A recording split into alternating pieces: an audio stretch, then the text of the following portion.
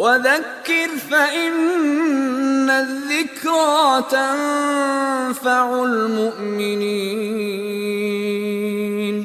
And then he says, ثم لآتينهم من بين أيديهم, and I will come upon them from before them, ومن خلفهم, and behind them, وعن أيمانهم, and to their rights, وعن شمائلهم, and to their lefts, ولا تجد أكثرهم شاكرين, and you will not find most of them filled with gratitude. So this is important too, because what Iblis has set out to do now is show that they're ingrates. That's what he wants to do. He wants to show God that you made a mistake, you shouldn't have made him the Khalifa, the Caliph on earth, and you're going to see that they're not going to be grateful for what you've given them in the first place. This is what he wants to do. Now, what's interesting, Ibn al-Hajj mentions that when he says, I'll come before them, behind them, to their right, to their left, he didn't mention 2 directions. So he's got 4 directions, right? And there's 6 directions. There's the zenith, the nadir, and then the 4 cardinal directions. He says he'll come on all those 4 cardinal directions, but he won't come from above or below. He didn't say, وَلَاتِيَنُّ مِنْ فَوْقِهِمْ وَمِنْ تَحْتِهِمْ. I won't come from over them or below them. The reason that the commentators say that is because what comes from above is revelation. And as long as you have a connection with God, he doesn't have access to that. He can't cut you off from God unless you cut yourself off. And he can't come from under, because that's a place of humility. And he's arrogant. He wouldn't put himself under you. So you being humble, that's why, when does Shaytan flee according to the hadith? When you're in sajda. Because he can't bear that. Humility before God. And so it's very interesting, this story, because what it's telling us is that if you place God in his right position and you place yourself in your right position, which is that you see God over you and you're under, in prostration, in this state of submission, Shaytan has no access. But as long as you're wandering around in this horizontal field, not in a vertical state, right? Because the vertical is up, down. Horizontal is looking around on this plane. It's the material plane. It's 2 dimensions. You're not allowing for that vertical plane, and so you're lost. You're lost. And the whole point of being upright is that you are vertical on a horizontal plane. If you go horizontal, right, lie down on the job, then he gets in there. That's why it's very easy for him, especially sleep is a really easy time. If you don't do wudu, you don't do those things. Those are all hadiths about that. And then Allah again, قَالَ خُرُجْ مِنْهَا مَذْعُومًا مَدْحُورًا. He banished him again, degraded, banished. And then he says that whoever follows you, لَمَنْ تَبِعَكَ مِنْهُمْ لَأَمْلَأَنَّ جَهَنَّمَ مِنْكُمْ أَجْمَعِينَ. I'm going to fill Jahannam with them. Those people that follow you, you're their imam. And you're headed to that place, so you're going to take them with you. So if you take him as an imam, that's where he's taking you.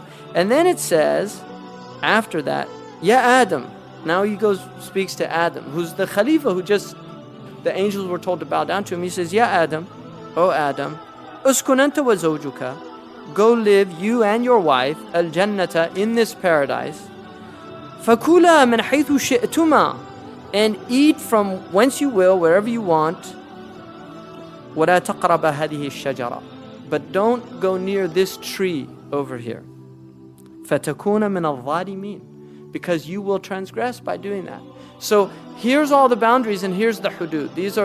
Those are called the hudud. This is what the beautiful hadith in which the Prophet ﷺ says, Al-halal, inna al-halala bayyinun wa al-harama bayyinun wa baynahuma umur mushtabihat.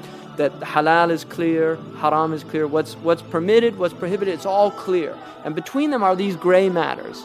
So he's basically told, everything here is for you except this one thing.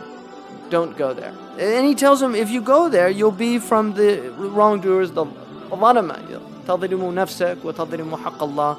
You not only wrong yourselves, but you wrong the right of Allah. You don't harm Allah. You can't do anything to Allah. But you can transgress a haqq, what is due to Allah. And what is due is that Allah is obeyed if He tells you to do something. Now, at this point it says, فَوَسْوَسَ لَهُمَ الشَّيْطَانِ. So Shaytan came and he waswasa. Now, if you know, this is a type of word that actually sounds like the action. The Arabs have some words that sound like the action. Onomatopoeic, I think they call it in English. Like buzz. Buzz is one of those words in English. It sounds like a bee buzzing. This word is waswasa, is to whisper. You can even hear it in English, whisper. I mean, it's similar, maybe even a cognate if you get back far enough. فَوَسْوَسَ لَهُمَا. Shaytan waswasa lahuma. Now, waswasa lahuma, the Arabs say waswasa ilayhi, waswasa lahuma. Waswasa lahuma is different from waswasa ilayhi. If you said waswasa ilayhi, it means Shaytan whispered to them. But when you say waswasa lahuma, it's that he did it because of something. In other words, he had some goal here. فَوَسْوَسَ لَهُمَا. He whispered to them for a reason. And the amazing thing about whispering is whenever somebody lowers their voice to a whisper, it's always a very interesting moment. Because what changed that? They didn't want somebody to hear something, or they're worried. I just want to tell you. I mean, there's something going on with a whisper that's very interesting. It's like you'll be intimate because you love somebody, things like that. And that's again because you don't want anybody to hear. It's just it's for your ears only. Right? That's a lover's whisper. But here, there's another type of whisper. And there's even what's called khiyanat al-uyun. The Arabs call it khiyanat al-uyun, which is when the king or some person in charge, I mean, there's plenty of Arab rulers now that probably are very good at this. It's looking with your eye that indicates to the others, get rid of him. And you see it a lot it's kind of a Shakespearean motif. He looks at him and you know what to do. And then that's it for that person, right? They don't come back in the play.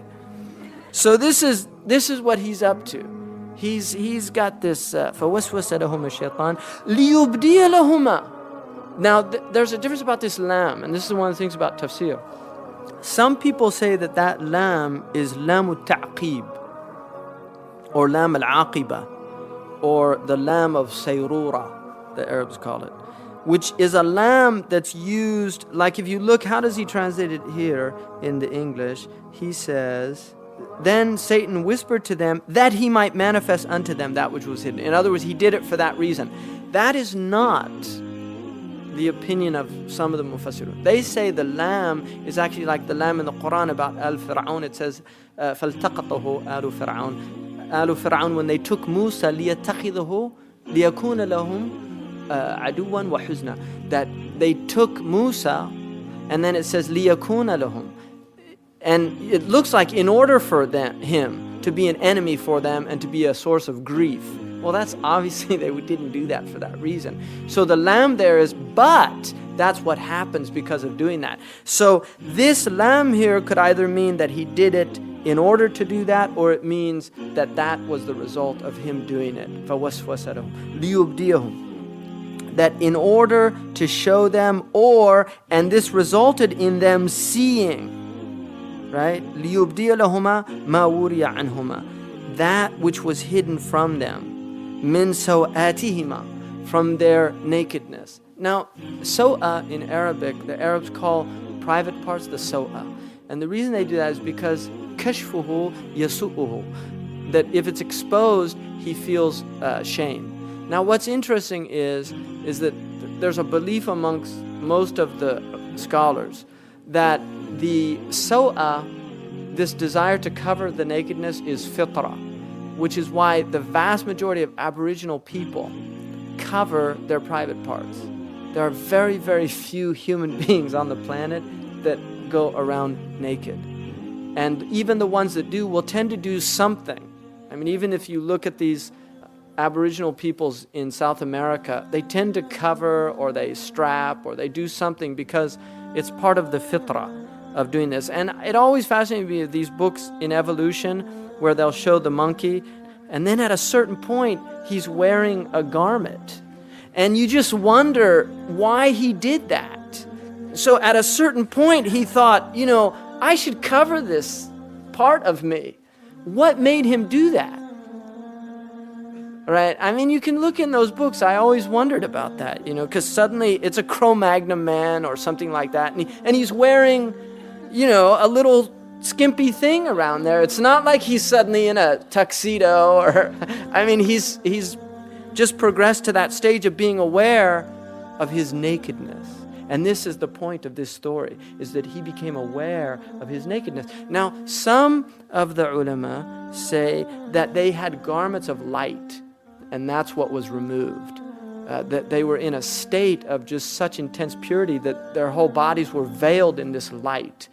And you can have a situation where you actually that happens. You can see somebody in a type of, they call it a hala, the Arabs call it a hala. In English they call it a halo. You often see like Byzantine, these icons of these Byzantine where do they get that concept from if there wasn't some experience of that somehow, this idea of this body of light that can actually surround somebody. I was telling one of my boys, we were leaving one day and we did a dua in the car, and I said that dua is for protection.